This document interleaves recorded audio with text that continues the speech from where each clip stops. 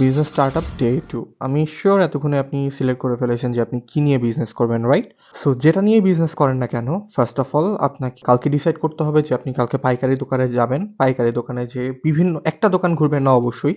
আপনি বিভিন্ন দোকানে ঘুরবেন, বিভিন্ন দাম নিবেন। হাতে একটা নোটপ্যাড রাখবেন যাতে আপনি প্রত্যেকটা দোকানের প্রাইস নোট করতে পারেন। প্রথমত দোকানের নাম লিখবেন। নাম লেখার পরে যে প্রোডাক্টটা নিচ্ছেন ওই প্রোডাক্টের প্রাইসটা লিখবেন। সো প্রত্যেকটা এরকম আলাদাভাবে একটা লিস্ট করবেন যাতে হচ্ছে আপনার জিনিসটা বুঝতে ইজি হয় যে কে সবথেকে হচ্ছে প্রাইস কম দিচ্ছে।